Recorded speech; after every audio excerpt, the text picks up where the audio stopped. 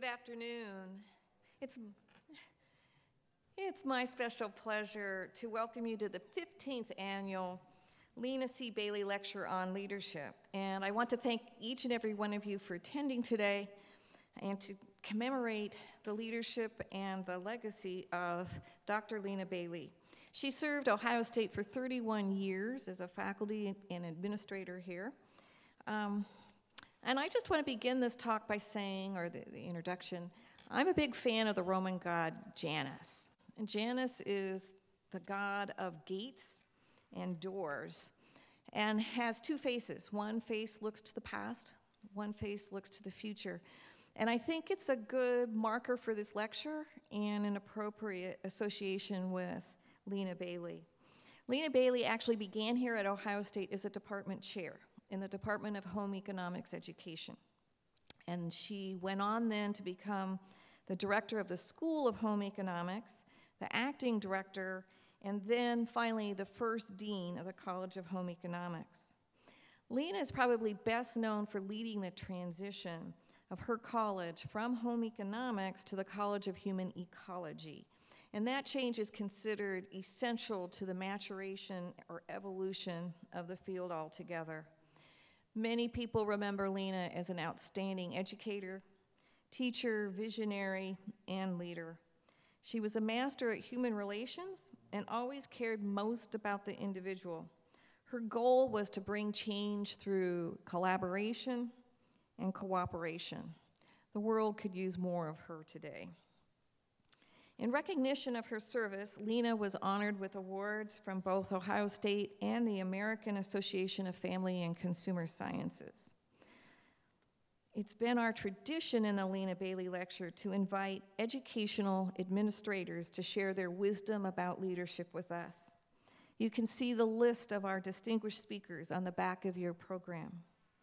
This year, we're honored to present Dr. Leonard L. Haynes III, Senior Director of the Institutional Services in the Office of Post-Secondary Education at the U.S. Department of Education. We're especially pleased to have Dr. Haynes here today because he is one of our alumni, having earned his doctorate in higher education administration from this very college. A native of Boston, Haynes earned a bachelor's degree in history from Southern University and a master's degree in American history from Carnegie Mellon University. Dr. Haynes has had a distinguished career as an educator, administrator, and public servant. Dr. Haynes' career in education has taken him to a variety of institutions, including an appointment to serve as the acting president at Grambling State University. And with respect to public service, he was confirmed by the U.S. Senate with a vote of 100-0 as Assistant Secretary for Post-Secondary Education in the Department of Education. And I don't know how many people have ever had a vote like that, but again, I give you congratulations. He also served as Director of Academic Programs for the United States Information Agency, that's part of the State Department, and more recently, as Executive Director of the White House Initiative on Historically Black Colleges and Universities. He remains a public servant as Senior Director for the Institutional Service, the Office of Post-Secondary Education. You know, departments of education have always been very good with long titles. His presentation today, I want to note, however, does not represent the views of the Department of Education, but his very own. Please give me a warm welcome for Dr. Haynes.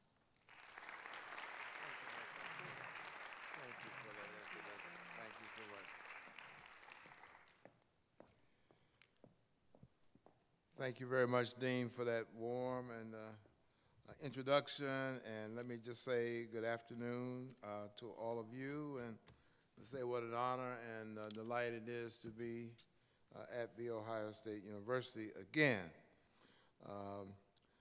Dr. Bailey, my wife, her field is home economics, and when I told her I'd be doing this and who she was, she said, well, that's a good thing.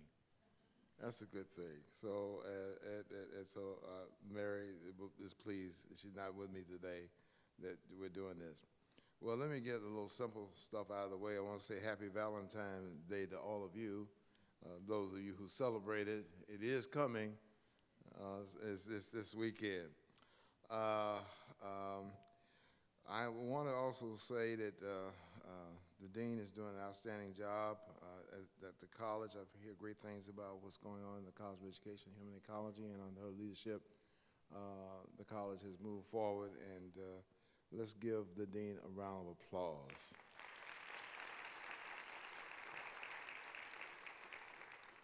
Well, I know the university is still basking in the glow of the 2015 victory in Jerry's World last month. Yes, I was there. I flew from BWI on a Spirit Airline flight that cost $111 round trip. My son lives in Dallas, Texas area, so I had to go because he said, "Dad, we have to go." Well, young people say this word all the time, but it is true. It was an awesome experience. It really was.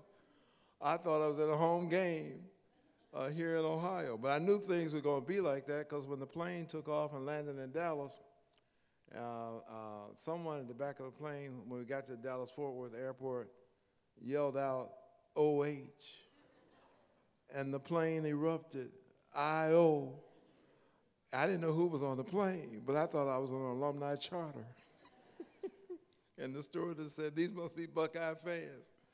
That was true at the game itself. So it was great to see the victory, and I'm just pleased that I was able to be part of it. By the way, President Drake, I had a chance to talk to him last night. He knows I'm here. The new president for Ohio State, he has ties to the HBCU community. When he came to the game in Maryland, when Ohio State played Maryland for the first time at home, I had a chance to talk to him at some length, and he was telling me that his dad played on the championship football team for Morgan State University, which is in Baltimore, and that's where my oldest son works.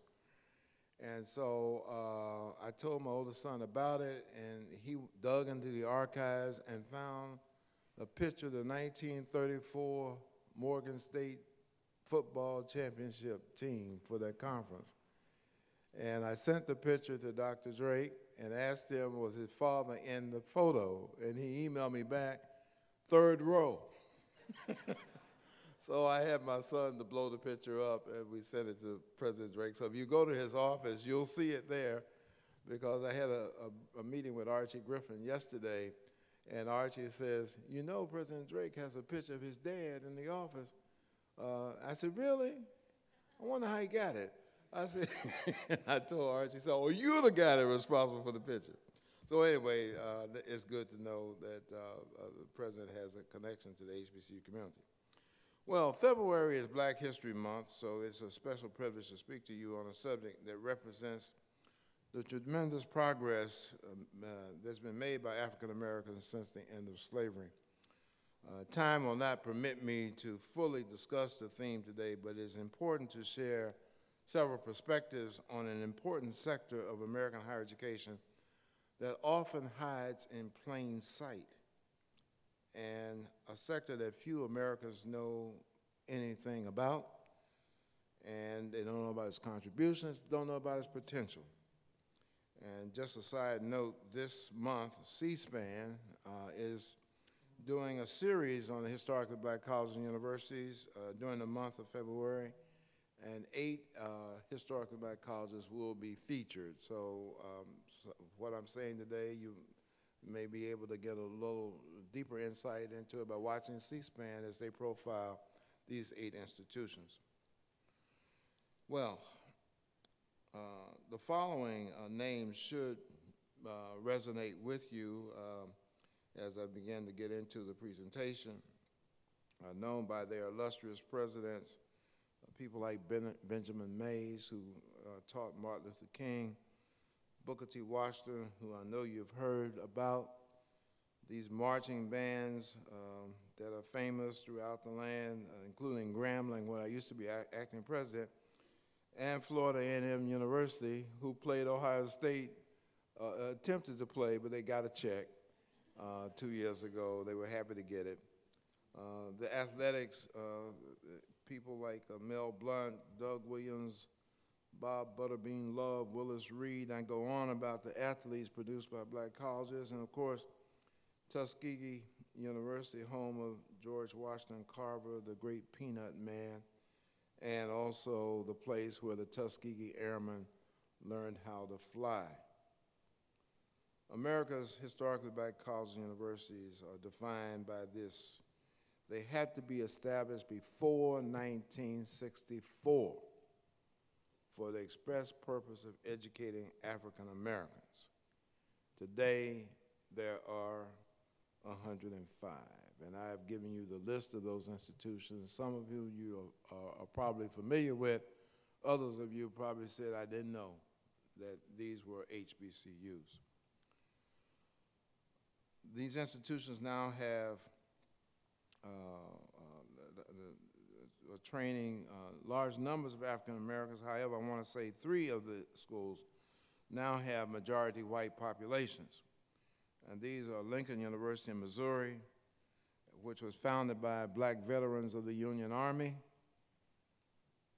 Bluefield State in West Virginia, and West Virginia State. Both schools in West Virginia are now majority white institutions, largely to the changing demographics of both of those states. And the same is happening quickly at Kentucky State, which is in Kentucky. The percentage of black population in those states has just below 7%. So the HBCU community, if you will, are located in 19 states, southern and border states. 2 are in the state of Ohio, the District of Columbia, and 1 that's in the Caribbean, the University of the Virgin Islands.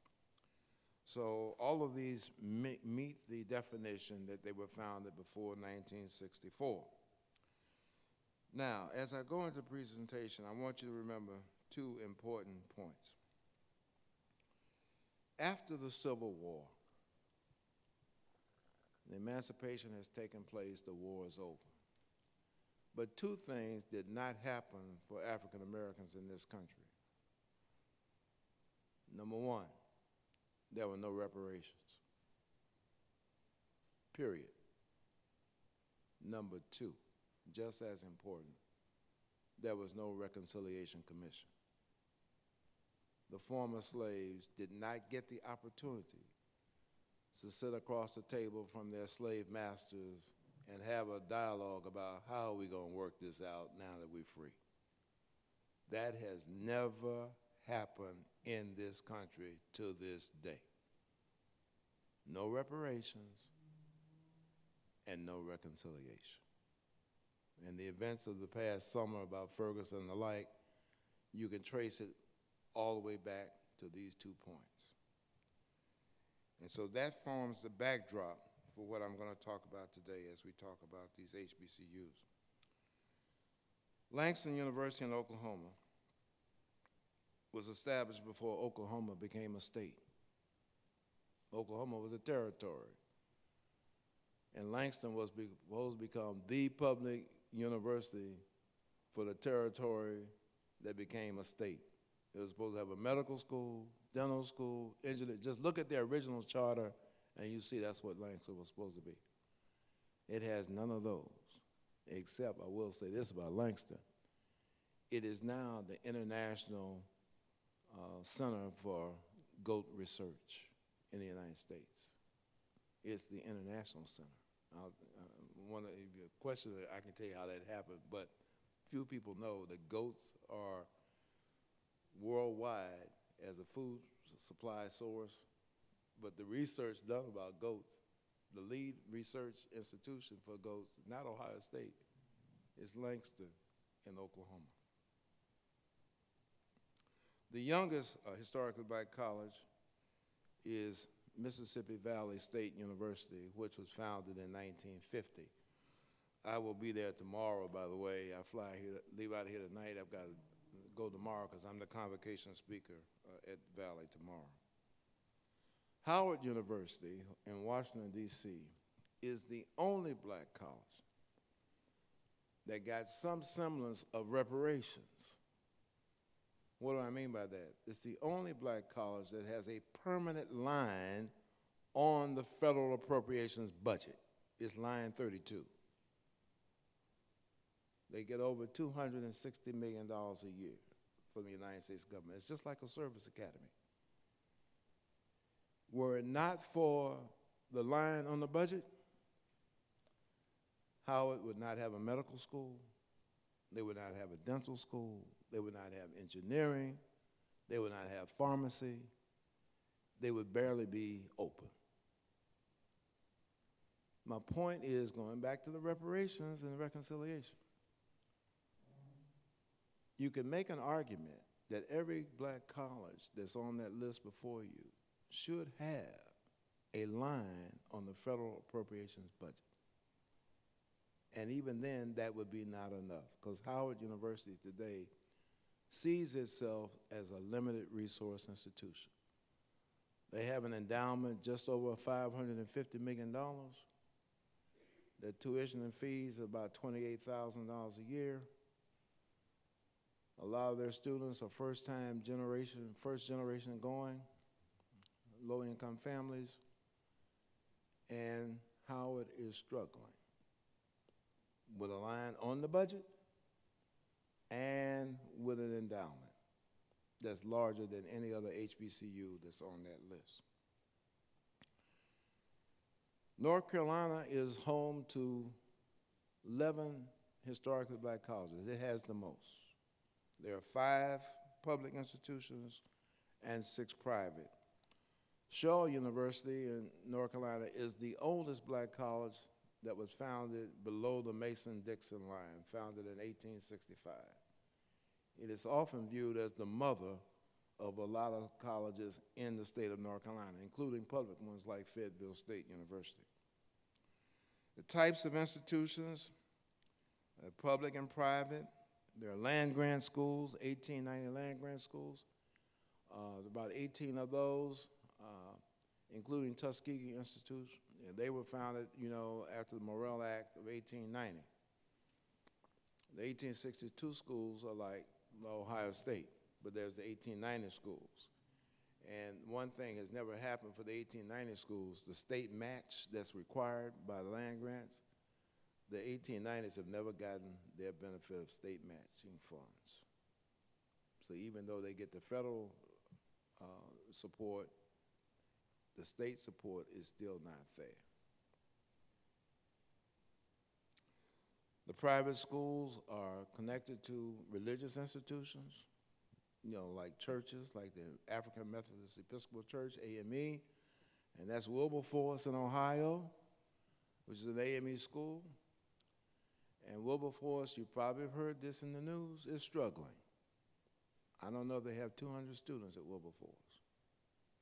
And North Central, the accrediting body for this region, sent Wilberforce a show cause letter that they had to respond to by December 1st of last year. Show cause meaning, why do they have to remain open? So they're in negotiations to see if they can stay afloat. But that's just south of here, outside of Dayton, Ohio. The institutions are accredited by 3 principal accrediting bodies: North Central, which I mentioned, Middle States, and the Southern Association of Colleges and Schools. So those are the 3 principal accreditation bodies for the HBCUs. As I said before, there are countless distinguished alums who've made a positive contribution to America and the world, from Booker T. Washington to Du Bois to Martin Luther King, Senator Ed Brooke, Jim Clyburn, and Oprah Winfrey, as you know, who wanted to get into Fisk University in Nashville but didn't have the grades, so she wound up going to Tennessee State, where she became Miss Tennessee State University, the homecoming queen. But Oprah's contributions to Tennessee State have exceeded that to Fisk. She's given Fisk a little money, but she wouldn't give them all because they didn't let her in. The HBCUs have professional schools. I mentioned that Howard has a medical school. The other medical schools in the HBCU community are Meharry in Nashville and the Morehouse School of Medicine in Atlanta, Georgia. Those are the 3 medical schools. The University of the Virgin Islands, you'll be pleased to know this, is preparing to launch a medical school for the Caribbean. We just gave them some authorization because there is no Caribbean medical school, and the UVI wants to be the first. So they've already got this, and we're giving them some money so they can start with the hospitals, they can have the clinical experience. We have 5 law schools, 9 engineering programs, 2 architecture, pharmacy schools, and then the only vet med school in the HBCU community is Tuskegee. And they do very well. As a matter of fact, I'm told that if you get a degree in veterinary medicine, you do better than the regular medical doctors. There's something about working with animals that's not threatening. Or the insurance liabilities are different. Many of the HBCUs have ROTC programs, which have been a major source for black officers for all branches of the military and the Coast Guard. And the Defense Department has tried to be supportive.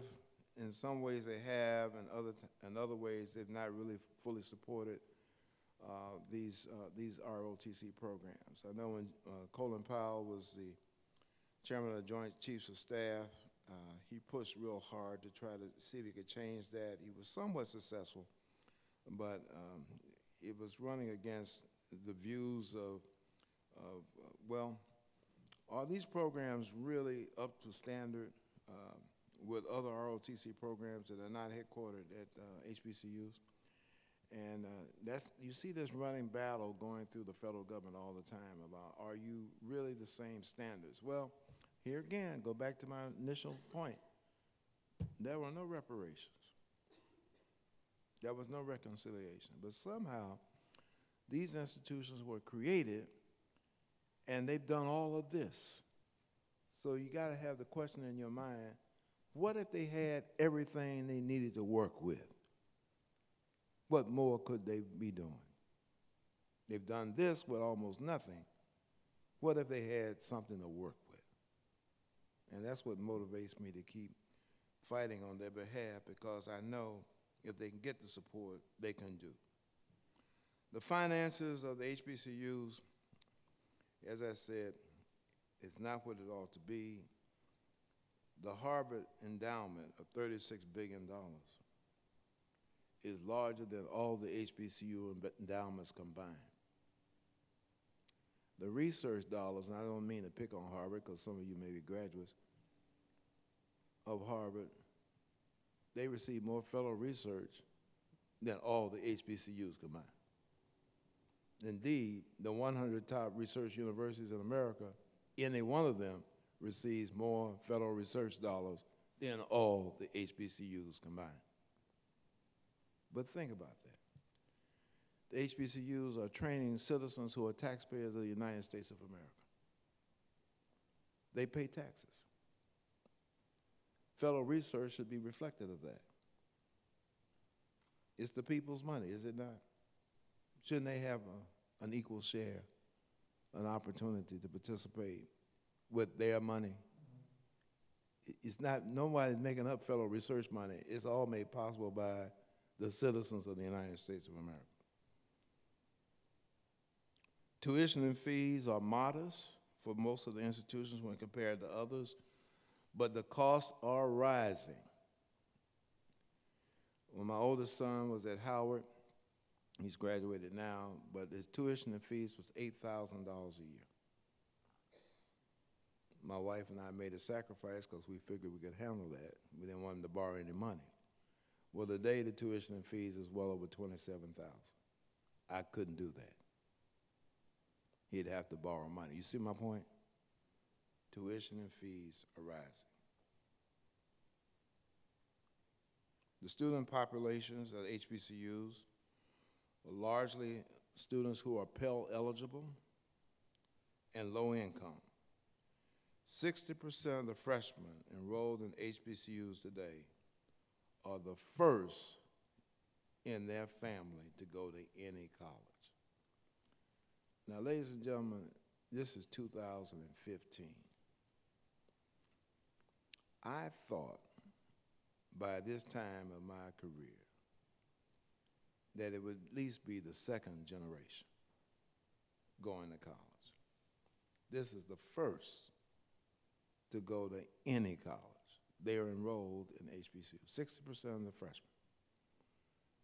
And you need to think through, what does that really mean in terms of financing access, their persistence, and their completion? HBCUs, the last time we did a little study on this, have an economic impact on the country of in excess of $8 billion. We don't often look at them as having an impact on the economy, but indeed in many communities where they are located, if these institutions aren't functioning, those communities are dead. A case in point is Wiley College in Marshall, Texas, the home of the great debaters. Remember that movie with Denzel Washington and this distinguished group that debated Harvard and won, and they made a movie out of it and so forth. Well, 3 years ago, Wiley received a loan from the federal government of $28 million. This was the largest federal infusion in the Marshall, Texas community in their history. All of a sudden, the president of Marshall is everybody's best friend in Marshall, Texas. All the bankers, all the insurance people. And they welcome Wiley because Wiley has brought these resources in. And of course, you know, you do your multiplier effect, it turns over. So my point is economic impact. The institutions have had a major economic impact. If Wilberforce closes, or Central State closes, those communities, Nazinia and the like, are going to suffer in ways in which they haven't even begun to imagine. That's the reality of having an institution that has an economic impact. Frank Hale, who was a distinguished vice provost for minority affairs here at Ohio State, as many of you know, was very, very successful in creating a pipeline for black college graduates from HBCUs to come to Ohio State to study for advanced degrees. And just as a side note, Ohio State has always had a positive reputation in the black college community as a place where if you completed your undergraduate work, you could come here for advanced study at the graduate level of professional school, and if you did your work, you would complete it, and you could go on and make a positive contribution. And this university should take credit for that.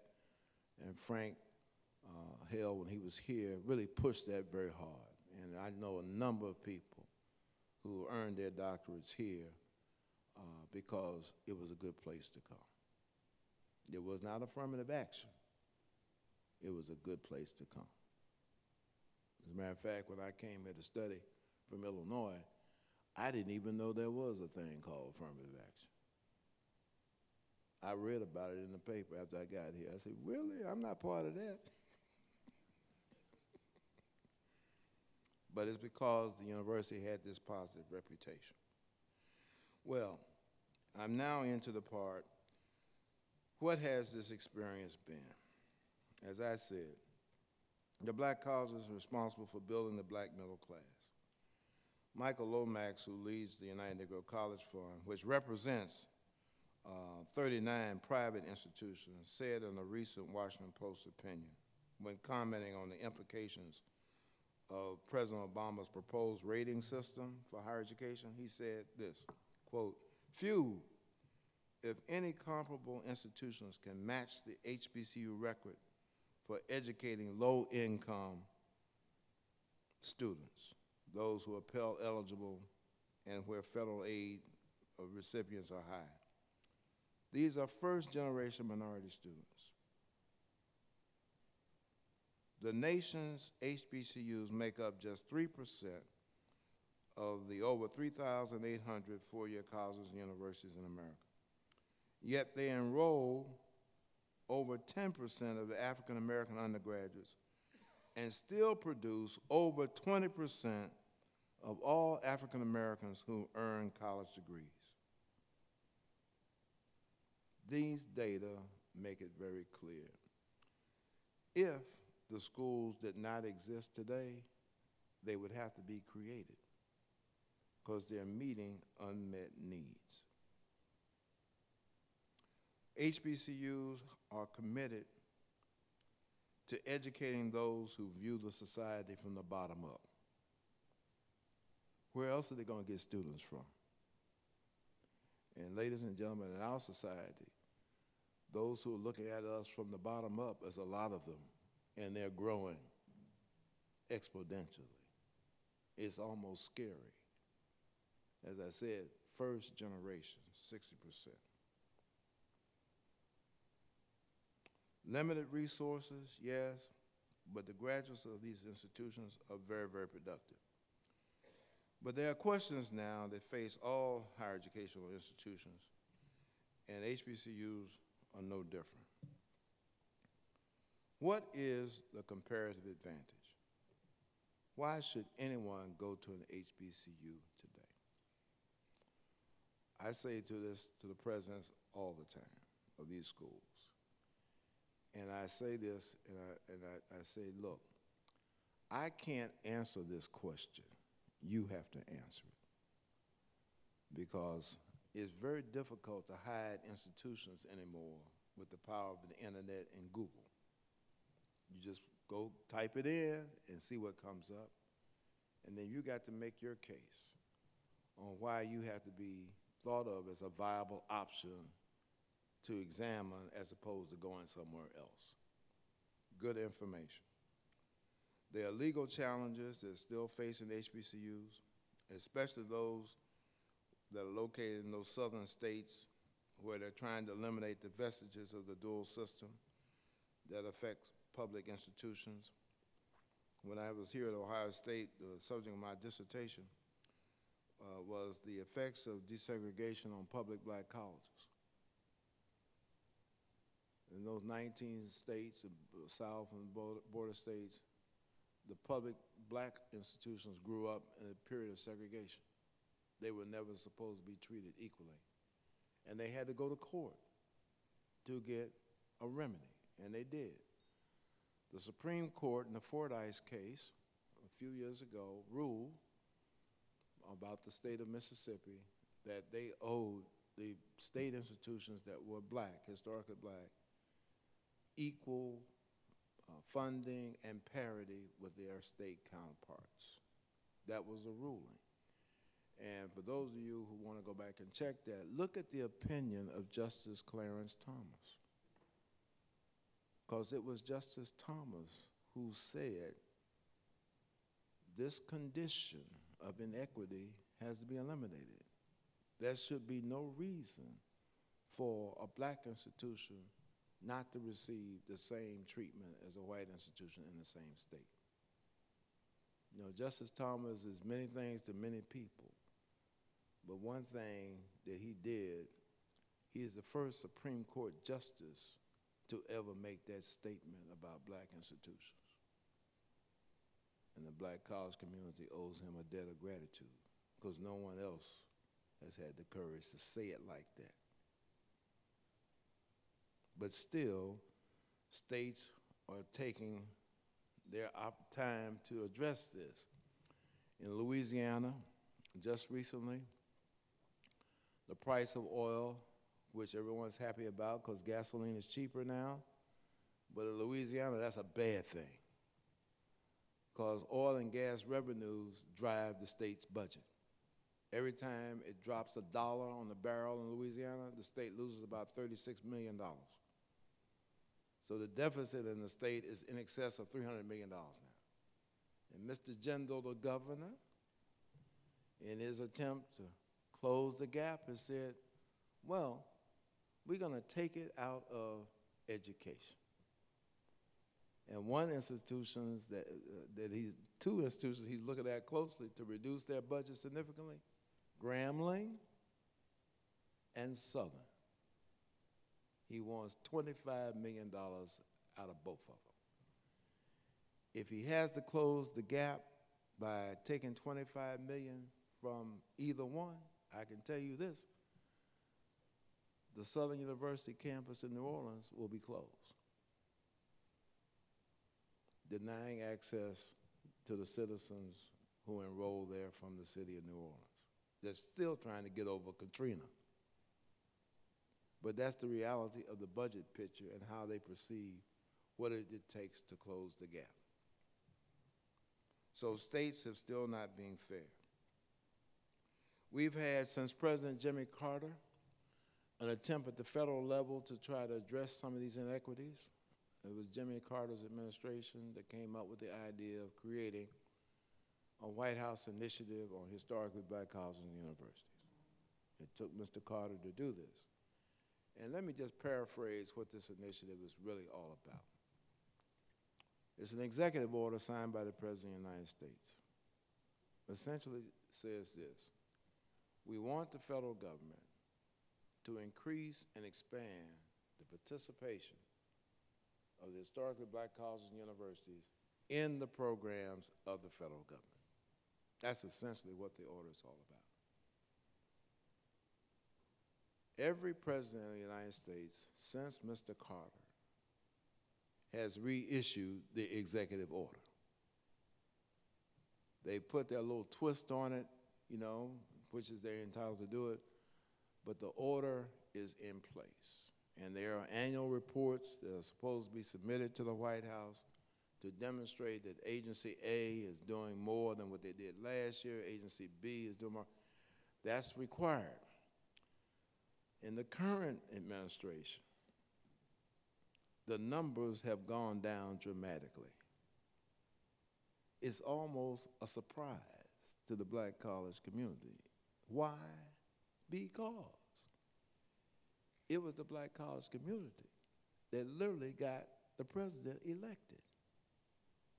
They created the black middle class.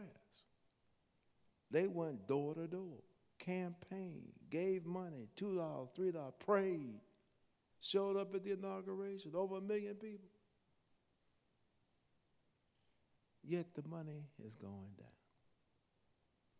in the federal government. There's hardly been any advocacy on his part to push the black colleges up front. This latest proposal about the community college is intriguing. Now, on the one hand, it's a good thing to have free, but as you and I both know, there's nothing called a free lunch in America. Somebody's got to pay. Well, the private black colleges who charge tuition, if students get access to a free 2 years, where do you think they're going to go? Free versus pay. It will close probably 3/4 of the black colleges. The unintended consequence of an idea that seems to be interesting. So there are some real challenges that are in the front of us. The other challenge, of course, is working with the K-12 population, where all students come from, including those who come to Ohio State. It's documented that the K-12 system in America is not where it ought to be. There's been legislation that finally was announced a couple of years ago in the first Bush administration, which I thought was intriguing, but it was good. Leave no child behind. It has a nice ring to it, doesn't it? After over 200 and some years as a nation, who thought that we could make a statement like that? Well, working that out has been the problem. And to teach the test to make a good student is not necessarily the answer altogether. Too many of our students who finish K-12 are coming with educational deficits that they can't do college work when they get to the college campus. For an HBCU that has first-generation kids for the most part, that's a drain on a lot of limited resources. Because if you're a state school, you don't get funded for remediation. If you're a private institution, you got to dip into some reserves if you have those to come up with programs, intervention strategies that you can employ so you can help the kids get to the college level. And oftentimes, as the research people say, it takes a year and a summer basically to close an educational deficit in English and math. And those are the two areas where there's most of the problems. So this is a challenge. Institutional effectiveness as determined by outcomes. And if you look at graduation rates at HBCUs, they're nowhere near where they ought to be. A lot of it has to do with finances, but the other part is academic readiness issues are still a problem. The point is, they could do so much more if they had access to the resources to make it happen.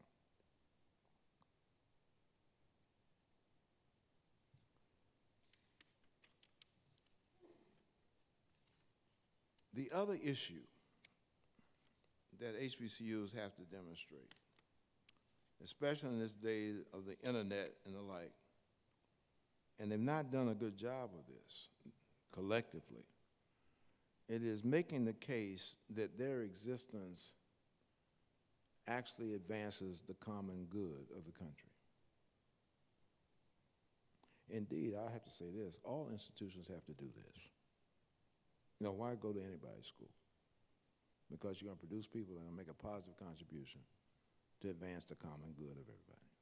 And HBCUs have not done enough of this, and they need to lift their voices up. Because, as I said, if they didn't exist, I think they would have to be created. After Ferguson and the Gardner case, there were demonstrations and recently, and I just had to reflect on some of them. But there's this poster that people were running around with, Black Lives Matter. Well, I just said it needs to be a different poster. Black colleges matter. Therefore, collectively as a society, let's do what we can to help them survive and thrive. It's in our collective interest to want to have more people educated than ignorant. We should be a collective society that places a high value on the importance of getting a good education. It should be a national priority, and we're not there yet. You and I both know too many citizens who feel that education is not necessarily important in their lives. How do I know this? The music, the entertainment industry, the news of the day, where even one of our revered anchor people has become an infomercial of entertainment, reading the news for $10 million a year. And my wife said when it happened, she said, I can't watch this anymore. He's a liar. But many Americans accept the lie as a part of the culture. That's part of the ignorance factor that we've got to stamp out. Our national security is not really threatened by people like ISIS. No, I don't think so. The national security is threatened by people who are not educated. Citizens who don't know, and now we have the phenomenon of citizens who do not want to know. There are too many of them walking the earth now, and it's scary to me. I ride public transportation in Washington every day. I could drive, I have a parking space and all that. But I'm just amazed at what the citizens on the train talk about on my 45-minute ride, especially the young people. Their language pattern and things of interest that concern them are not things that are important to eliminating ignorance in this country. If anything, their language pattern, and what's interesting to them is extolling the virtues of being ignorant. Oftentimes, I want to jump out of my seat and say, I am Dr. Haynes. I do so-and-so and so-and-so. You can't talk like that. But I don't do it because in an urban environment, you never know what these people have on them because they will use it. Now, if we have to grow up in a country where you're afraid of your own people, as my mother used to say, the game is over. And that's where we are, the educated class trying to interact with those who are not educated. The black college has been like the little Dutch boy with the thumb in the dike. They've held back a lot of ignorance in this country. And they could do a better job if they got the support they need. So I want all of you to remember two things. Not that we have to address the first, but the concept of reparations is something you really can't walk away from. The newly freed black person literally had to fend for themselves in this country to make themselves into citizens without necessarily the help of anybody. They did it through segregation, racism, ignorance, neglect, and indifference, and created a set of colleges that purpose was to help smooth the transition of the graduates into a productive citizen of this society, even though the society was not reciprocal. What we're going to do with a college degree was the issue growing up in my community. And the response was to be better than what you are, to be human, to understand people. So these institutions have been critical in addressing these issues.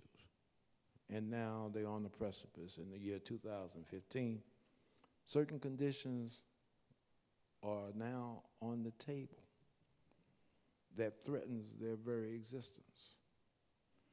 And my question to you is, if they're not here, then what? Then what? As a society, can we live with their absence? Then what will we do? Because I can tell you, they haven't stopped having any children. They're growing up in our society. And they need our collective help to get the best access to education they can get so they can make a contribution. And I think all of our America's higher education institutions, no matter who they are, have a responsibility to improve the communities where they're located and to make our country a better place. With that, let me stop. If you have some burning question or issue that you think I didn't enlighten you on, I'll be happy to do so. Thank you.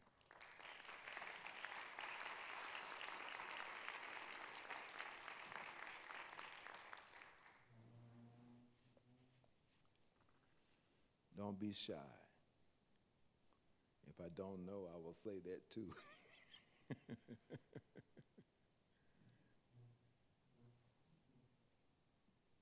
Thank you for your talk this afternoon. My question is, you told us that the current president has allocated the least amount historically to the HBCUs. Have you had an opportunity to share with him your feelings on the trend or your concerns about this? Aren't you our best advocate for that conversation? Let me say this. The president is surrounded by advisors who you've seen their names in print. Many of them are connected to Ivy League institutions. and their view of the world is different from mine. I'll go back to the stimulus, for example, that happened right after the financial collapse. You remember, to try to correct things, stimulus money was given, just get it out there to millions and so on. And Ohio had road projects. So my proposal then, and he had just gotten into office, I met with one of his aides, and I said, listen, the president should put $1 billion in the hands of the black colleges. This would be an important statement for him to make, and politically, it's not going to hurt him in any way. These institutions support him 150%. You can just document this, so it's a win for him, it's a win for the cause. His aide said to me, it's a good idea. Let me get back to you. Never heard another word. And I know a lot of entities that receive substantial amounts of money. And you still don't know, in some cases, where did that money actually go? And I even said when I made the proposal, you can make it a competition, you can build in all kind of accountability measures. I mean, it's not just a giveaway, I mean, you know, but $1 billion, what a statement this would make to the country about the value of these institutions in our time, coming from, quote, quote, their president.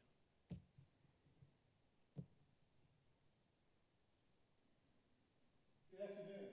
Yes. Hi, I'm Cecil Jones. I'm writing a dissertation on a description of the state of web-based course delivery at HBCUs. And one of the questions that I have to answer in that delivery of that dissertation is, why would an HBCU college president care about having the ability or functionality of having web-based course delivery inside of their college? Can you help me? Well, in terms of leadership, presidential leadership of these institutions, I'll say this.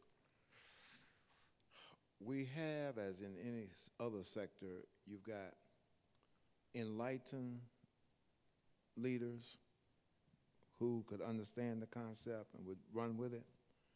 Then you have those who are not enlightened, who see everything in terms of their own personal situation. What do they have to do to make their governing boards happy with them? Which goes back to the governance structure of HBCUs. A lot of the problems that you see happening would not happen if the boards of trustees, the boards that pick the leaders, are enlightened to understand that we've got to turn the page into the 21st century. We've got to be competitive. We got to ask the question that I asked, why should anybody want to come to our school? We've got to have the kind of offerings, because, by the way, no student, in my judgment, should enroll in anybody's college or university because it has a great football team. I'm just saying this. They should come for an academic program of purpose. And that's true with HBCUs too. You don't come because your friend from high school is going, I want to be with him and do our thing there together. No, you want to come for an academic program. Just a side note on this, there was two students were killed at Wiley College off campus, the Marshall, Texas school, and was at an off-campus party. It was so sad. So anyway, so the president had to have a convocation with all of his students, a little private school, about 1,000 students, and he told me this. He said, I had them all in because, you know, we have grief counseling, so and he said, but Haynes, this is what I said to them. And I thought this was very instructive. We have admitted you, he's talking to the students, because we think you can make a difference. But yet some of you go back to your communities and people that you left tell you, you haven't changed a bit. And that's the problem. There should be a value added of coming to our campus that makes a difference in your life. Even if you stay a week, you should be different, not the same from where you left.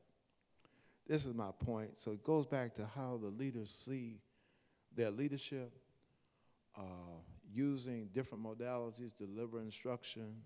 It's got to be on the table. I'm not a big fan of MOOCs. You know, you've heard about the MOOCs and so forth online, because I think at HBCUs, the personal face-to-face contact probably has greater impact on a student who's first generation than doing it online. They need direction. They need what I call the 5 F's in life: focus, finish, follow up, follow through, and faith to do them. And you can only do that face to face, because the hardest thing for most people to do is focus. But if they can focus, just like you working on your dissertation, you can finish. Then you can follow up on what you finish, follow through.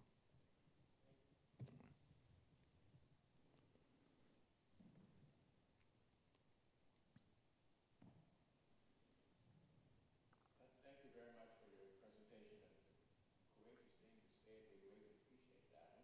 You made a reference to our president's proposal about community college. Yes, sir. As a proud graduate of Warren College, Yes, yes. and as a trustee emeritus of my alma mater, what advice would you give those of us who are both trustees for how we respond to that proposal now, Mm-hmm. and more importantly, I guess, in case it passes, Mm-hmm. how would we in the Starkville Black Colleges respond? Very good question. And this would be true for non-HBCU institutions as well.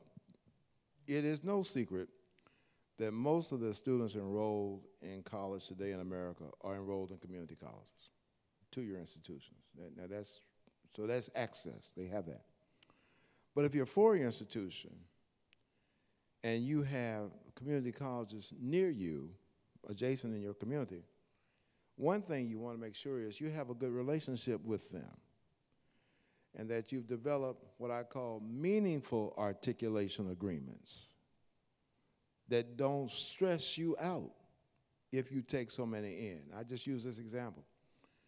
A lot of community colleges have transfer programs in the field of nursing. Okay, so they do 2 years, they get LPN, and then they want to transfer to a 4-year nursing program so they can get their degree in nursing. Some institutions are equipped to take transfers like that who have nursing programs, but others have standards where they don't often take the credits that come in. So you've got to work out a situation where credit transfer is acceptable, and as you know, even today, in the University of California system out in California, students in the UC system can't always transfer their credits to other campuses in the UC system. Credit transfers is an issue, so that's got to be something you got to think through and challenge the college leadership. Have you worked out a system that if we get 500 students, just throw this out there, what would we do? What would the faculty look like? You've got to do some modeling and testing, and I think this is the time to do it, because not that it's going to happen right away, but you're absolutely correct. You got to anticipate the possibilities. And that's why boards hire presidents, because they should have the ability to tell the board, I'm anticipating a possibility. That's what you hired me for. I'm going to give you my best thoughts. You don't believe me, get somebody else.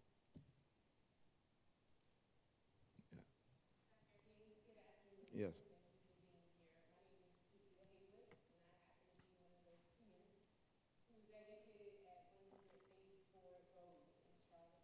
Yes.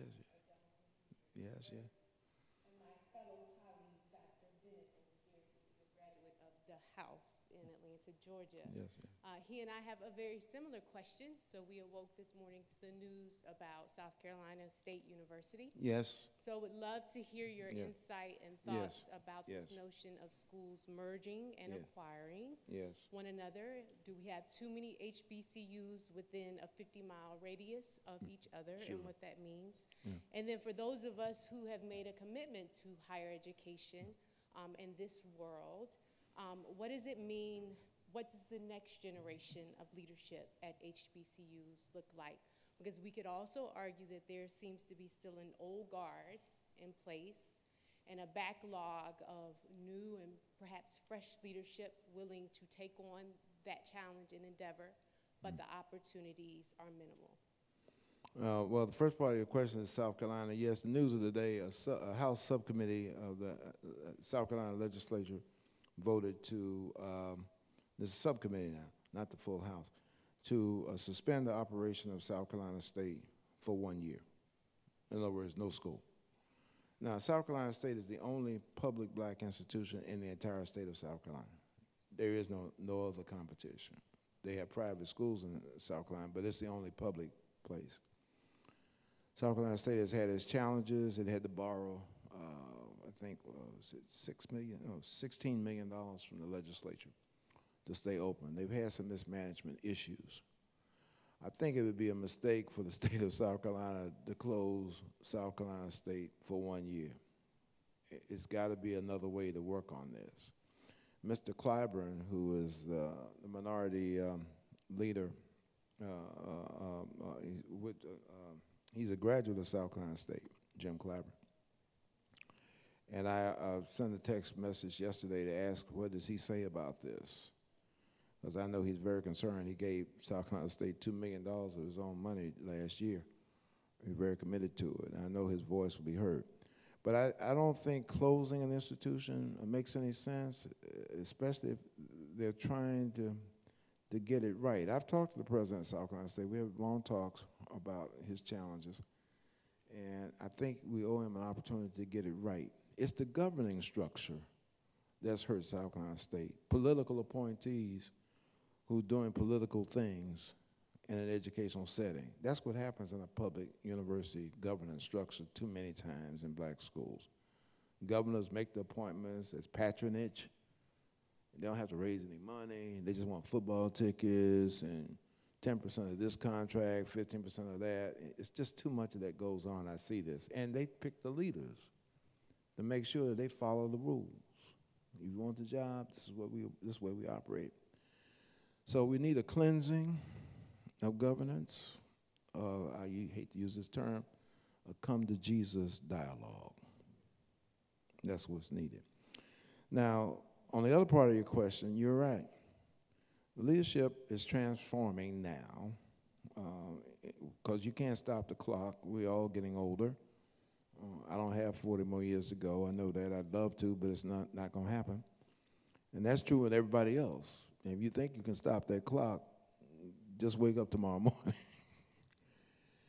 But you got to be realistic about what's the future for the institution. You have to put the institution before you.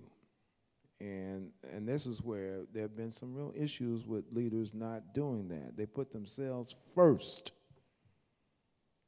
as opposed to the institution. I get nervous whenever I'm around them and they start talking about me did this, I did that. And if I don't hear the word institution, I'll ask the question, well, what about the institution?